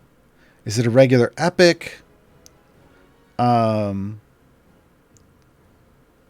Because 5,000, if you have a golden, you could easily get to 4 jump, which is where you want to kind of get Briv to. That really makes things that really then lets you generate outrageous amounts of gems. If you can get Briv to 4 jump, that's kind of your. If you can just do it all at once, I don't know. Anybody know what's the regular epic total you have to get Briv's Theodynarax to? Someone in chat will know that information. I only know the golden is like 3632 or something like that. But if you can just get Briv straight to 4 jump, that's huge. That's huge. And I would prioritize that over Humon. I know somebody's just in chat was like, Humon, but no, I would prioritize if you can just go straight to 4 jump Briv. That would be an enormous advantage. And you can get everything else you can get. Briv will then help you generate all the gems you need to then maximize everybody else out. Not quite the same if you were to go all in on Humon first. They're rainbow golden eggs. They are a lower number. If you have a golden, it's 1172. I think it's still under 2,000 if it's shiny. Yeah. Oh, and that is true. That is true. I always get this. This always messes me up. If you have 5,000 total blacksmith item levels, let me back up. That is divided amongst six potential items. It depends on if you've capped your slot 6 item or not yet. It might be 5. So that is only about 1,000 blacksmith levels. I'd still probably aim for Briv first. Getting Briv to a guaranteed 1 jump with a I was thinking 5,000 average item levels. I apologize. Getting Briv to a guaranteed 1 jump with a 20% chance to jump 2 is the kind of entry into doing automated Briv gem farming. And automated Briv gem farming is what makes gems flow like water, like infinite gems. I mean, I've only got 1.73 million. I say only because people who do automated Briv gem farming are usually blowing this number out of the water. I just haven't done a bunch lately. So I would still go Briv first. Trying to get Briv to that point is like a really good first goal. And here's the good part of it, or one of the better parts, is boosting Briv that much is going to just make him an even better tank and support champion for you. And he is just an absolute beast through the early and mid game and into the end game. So because of all the item levels you put on him, so you're going to basically make a single tank frontline with Briv just beastly. So yeah, I would target Briv first. Shevik, a question for the end. Well, it's not the end, but we'll do it right now. Who is I want to say purple reindeer familiar? That could be purple for some people. It's a light blue with a dark blue for me, but everybody's color's subjective. This is Clarkmore. This is the baby Clarkmore familiar that came with the Vertex Dinar pack, which reminds me, I forgot to put the Vertex skin on Dinar the other day. Vertex Dinar is the gelatinous cube version of Dinar. And this is because in the C team, Dinar, played by Ryan Hartman, Vertex was a gelatinous cube that appeared in the thing, and at one point, all of the players played these other characters, and Ryan played Vertex. So they combined Vertex and Dinar, And now Dinar's running around inside of Vertex, which should be hurting a lot, but I guess isn't. Yeah, it came with the Vertex Dinar pack. God, that's just a fantastic skin. Alaric Frost. How do you determine which zones levels have the corrupted gem bonus? It's if you're looking for adventures, like in regular adventures or variants, there's no way to know. But here's the thing. Red Wizards will show up in every free play. Every free play. Doesn't matter where. It's not that some free plays have them. It's that all free plays have Red Wizards, all of them. So you don't have to hunt. You can just do a free play somewhere, whatever your favorite choice of free plays is. Go for it. Honda Hero, how did you do the Spurt Waspiration quest efficiently? So here's the thing about Spurt's Waspiration. And yes, I'm up to 9. Wow. Okay.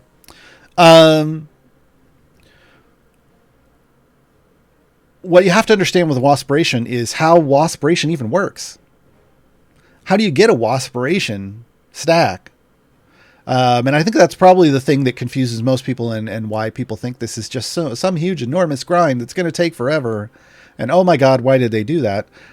And they did that so you would go and learn how Waspiration works. A Waspiration stack is only created once 10 wasp nests have been thrown, either by Spurt if he's alive, which he shouldn't be. Friends don't let friends let Spurt live. He should be dead, which means 10 attacks by people adjacent to Spurt. So building a formation with Spurt, with people adjacent to them, and killing Spurt is how you build Waspiration stacks. But here's the thing. It takes 10 attacks to get one Waspiration stack, and that's 10 attacks on one level. So if you're just churning like free plays to 50 or 100 or just your click kill wall, wherever that is, based off your favor amount, if that's what you're doing, trying to grind season stuff, you're not going to get a whole lot of Waspiration stacks unless there's like an armored boss or hit-based boss level that you're building some up on. Instead, the way that you get Waspiration stacks is by putting Spurt into a deep pushing formation and push to your wall. The bulk of what I've gotten here is off of 4 deep pushes with Spurt. That's probably gotten me 8 tiers. One more deep push with Spurt and I'll be done. Because what happens is you need to be at deeper levels where you're attacking a lot on that level. You can earn a maximum of 15 stacks on a level because Spurt only has 3 effects that he can create with 5 stacks per effect. So that's 15 Waspiration stacks. That means you have to attack 150 times on a level amongst the champions that are around Spurt. So putting Spurt in a place where there's multiple champions next to them in a deep push formation and pushing deep, once you get to that point where you're not killing everything instantly, you're having to attack a lot on every level, you start earning Waspiration stacks every level. And as you get deeper where you're on levels longer, you're earning max Waspiration stacks per level. But you can't just sit on a level and farm it. And you can't grind it out at low levels with insta-kills. You can do all the rest of this that way if you want. But you have to push deeper. Now, I do have a farming formation. Hold on.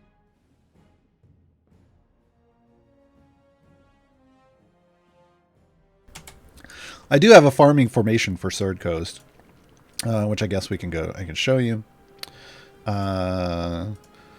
My Waspiration problem, I wasn't in dead mode. Oh, yeah. Oh, no, that's the worst. Because then it's only if Spurt's the one attacking.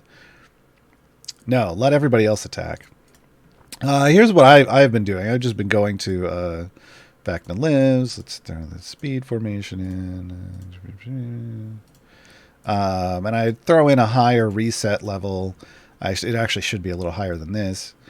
But But like this is my default kind of farming formation because it met all the requirements for dailies and for most of the dailies.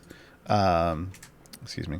I met for most of the dailies except for the no healing one, but my background parties do that just fine. It gets all of this just kind of done on its own. It doesn't earn any Waspiration stacks at low levels. But when I change it from my gem farm thing up to like a higher level, it's going to get me a lot of stacks later on.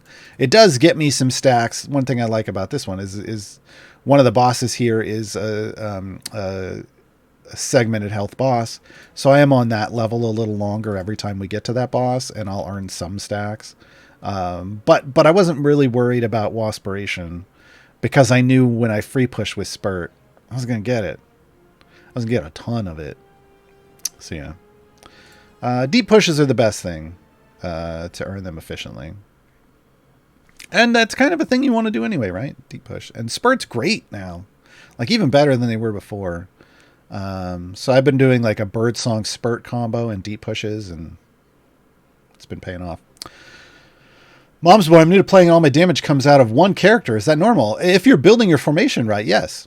So good job. That means you're building your formation right. So here's one thing. You're looking up here. I know you are. And it's killing me. So you're looking at this. You're looking at the DPS breakdown, and you're going, hey, Birdsong's Bird Strong. It's 100% of my damage. What's going on? Why can't everybody else do damage? And it's because that's not how the game's designed.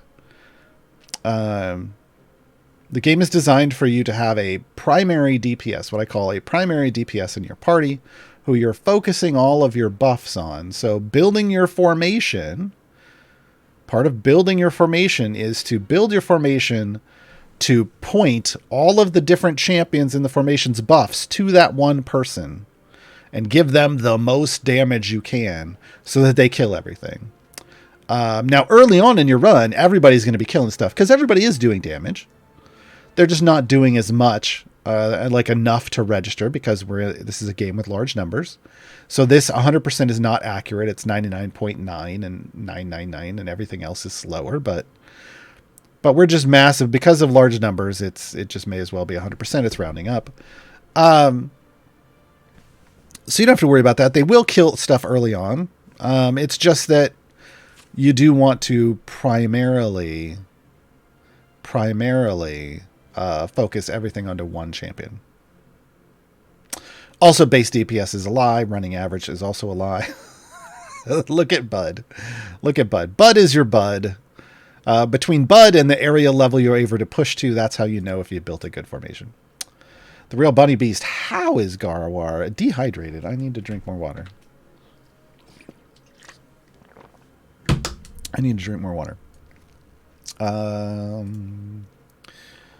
Lazy Cat. Should I expect my background parties to kill red wizards? I don't see that as happening. Some people say it is. Some people say it isn't. I don't expect it. I just actively go farm it. I think they might kill red wizards. I'm not sure that you get the gems. It is my understanding that offline and background progress aren't going to grant you gems, that it's your active party that does, which makes sense because they are time-based like event tokens, and you don't get event tokens in background parties. It's only your active party. But yeah, I just worry about all of it in your primary party. Deathcrawler, is there a good formation area to get Birdsong's impressive blade work ability to work easily?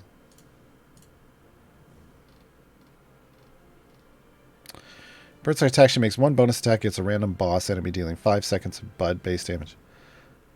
Boss levels. I mean, a formation doesn't mean anything.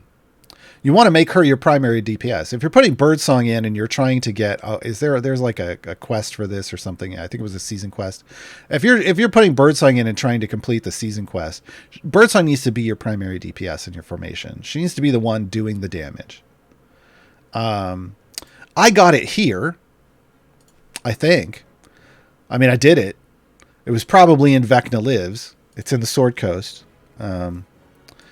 because of that, probably because of that Tyrannosaurus boss, because it's going to tick off chunks with that bud-based dot. That's probably a good idea. Having bosses that are segmented health, but yeah, this one. Having bosses that are segmented health bosses, I probably got a lot of credit from that. But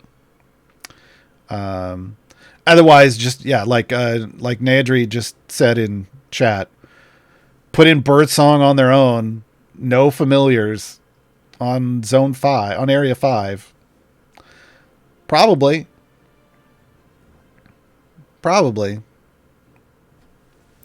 No, she has to kill the boss, though, not just... I know. I don't know what... What part of it doesn't make sense? If Birdsong's the only one in your party, they're definitely the one killing the boss.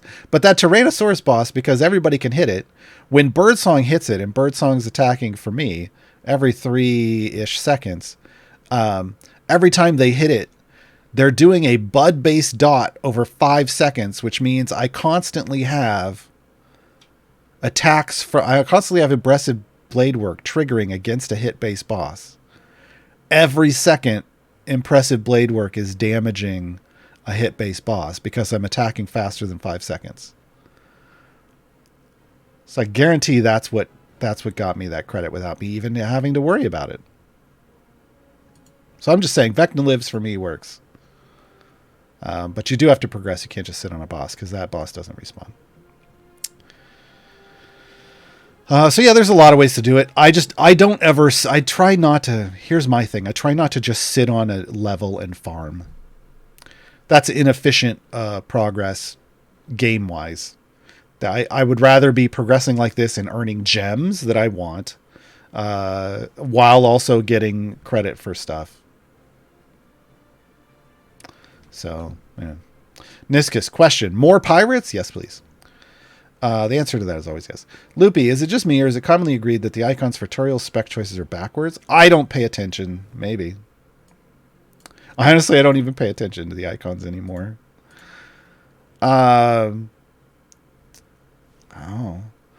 Spila, in Tiamat, if you choose a tall champion on prep the portal, he goes headless? Display bug? Maybe. I'm not a support. I'm not a member of the support team. I'm not up on all of the bugs in the game. So, I have no idea. Submit a ticket if you run into that. Snores a lot. Since I missed the first half, can we start over? No. But the moment we're done here, even right now, the VOD is available immediately on Twitch. You can just fire it up and start watching. RC Pete's Birdsong's impressive blade work is baffling me. How do I make it work? I think we just went over that. I love the Tyrannosaurus zombie for this, personally.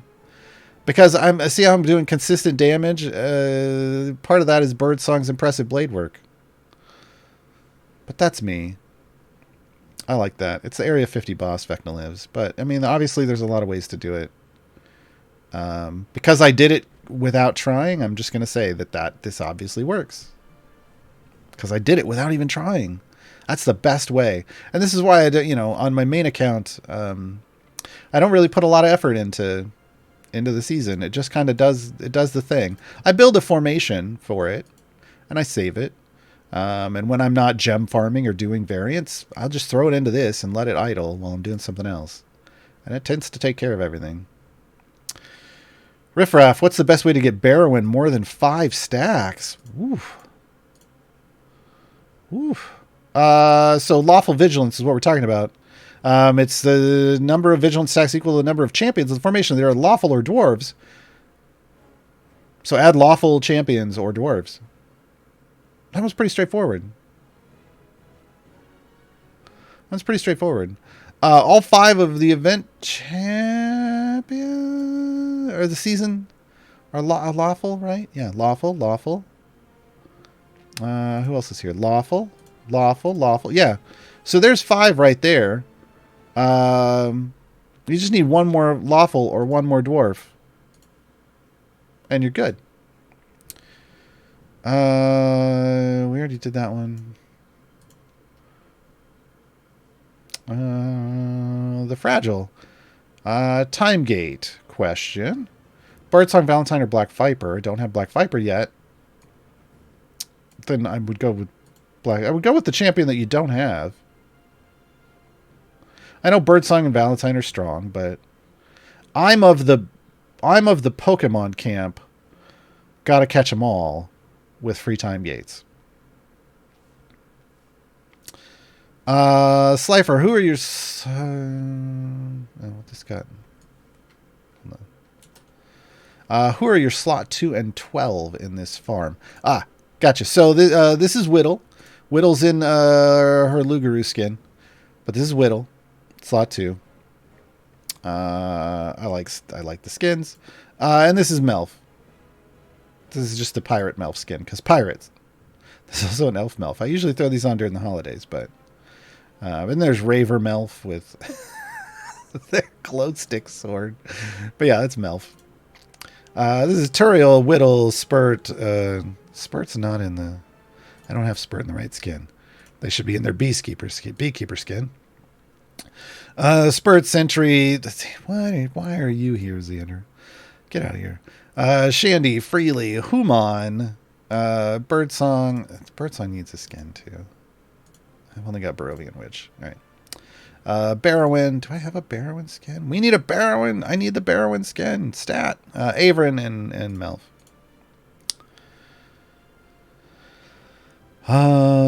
The Fragile is Vectin lives your current gem farm map. No, it's not.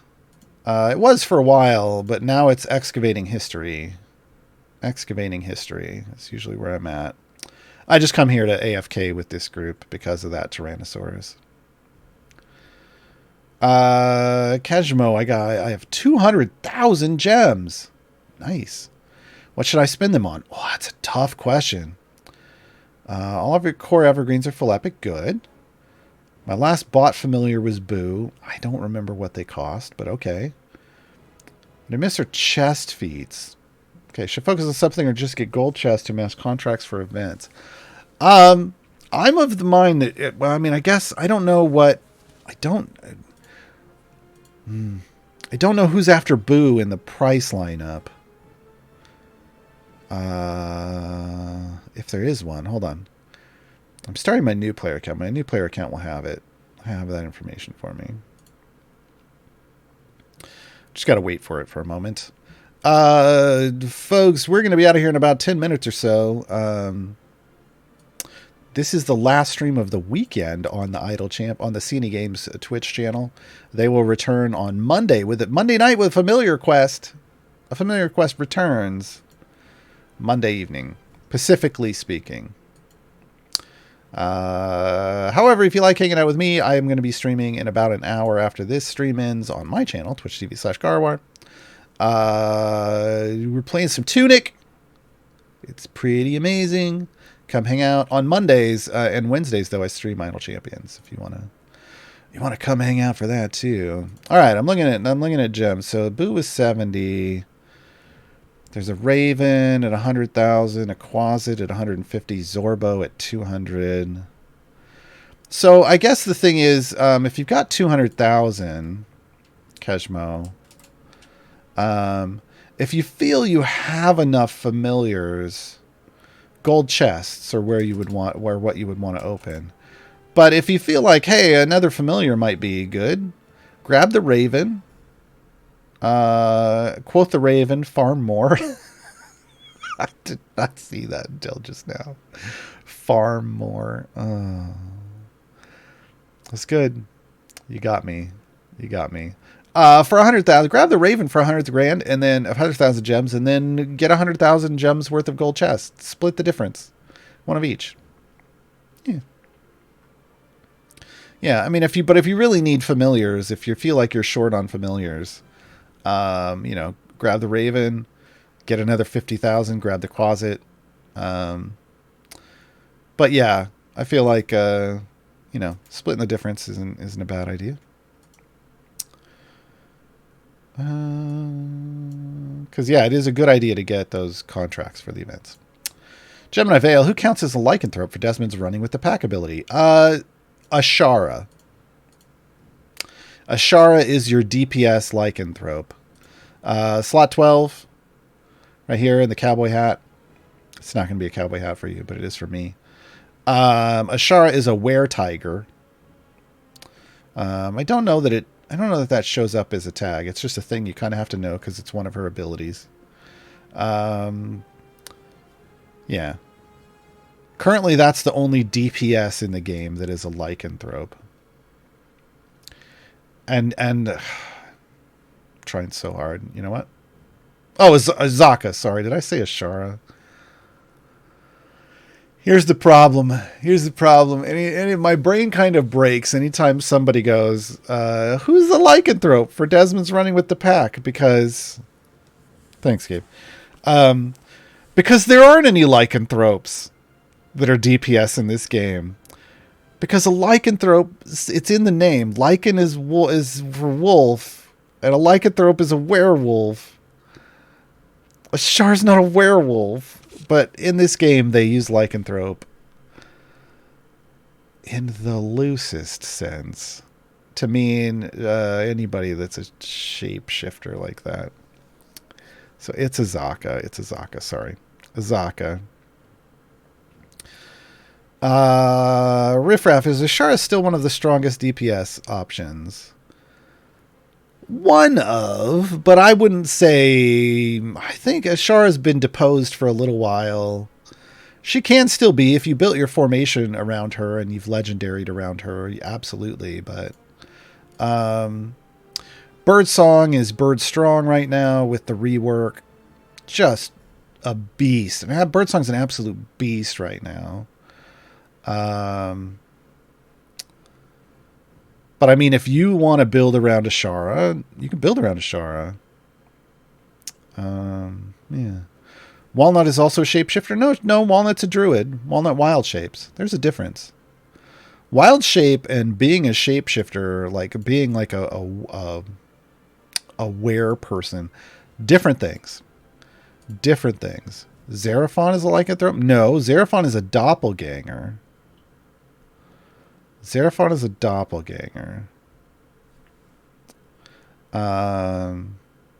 Yes, Lurking Rider, that is a terrible joke.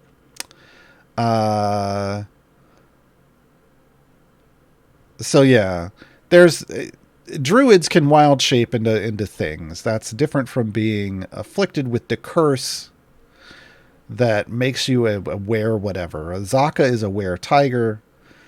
Desmond is a werewolf, but Desmond is not a DPS, so that doesn't make sense.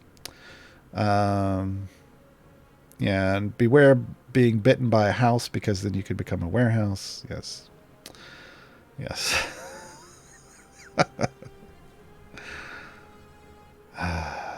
Funny thing is, all those books that specifically use lycanthrope to refer to all shapeshifters without realizing it's literally from the Greek for wolfman. I blame Volo and Van Richten, those hacks. They spread stuff like this. Lycanthropes mean everyone. Cut it out, you hack. This is why Volo and Van Richten are hacks.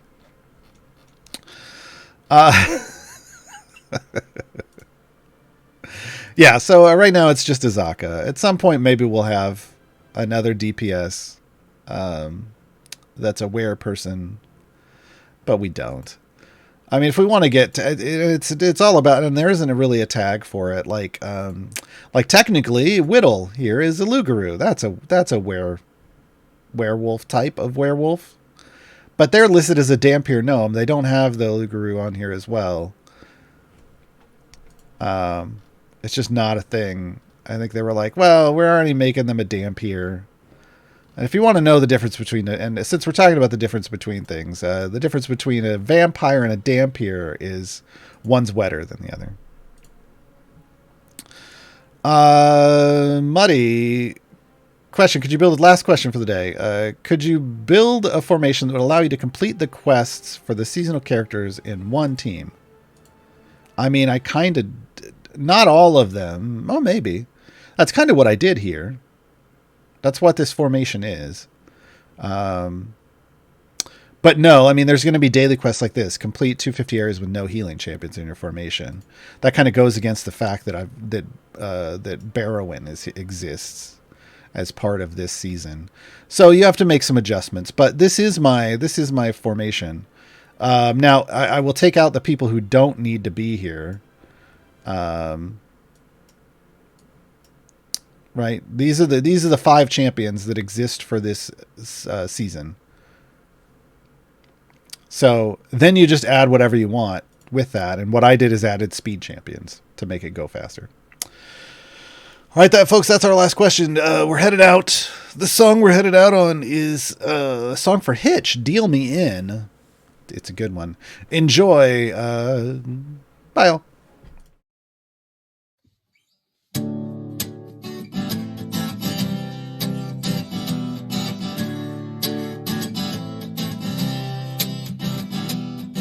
Started on the wrong foot, on the wrong side of the wagon tracks. The only place I've gone home is the place I'm never going back. Headed down the circles with my dreams out tied up in my path. Oh,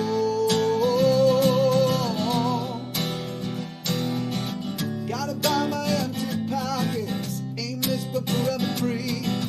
Made my way to water deep, got a job place right in front of me. New friends by my side, we ride toward our destiny. Oh.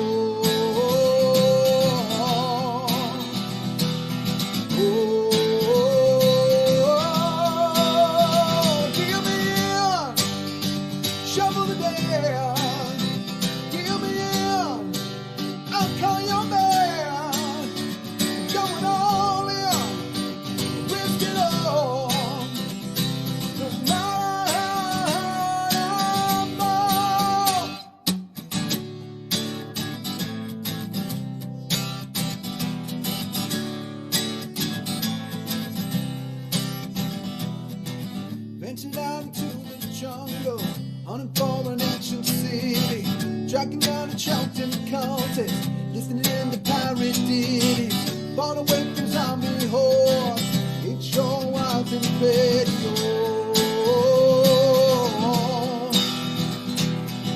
Life's better with your friends, living on the edge of danger. I wanted my life at home, with everyone a stranger.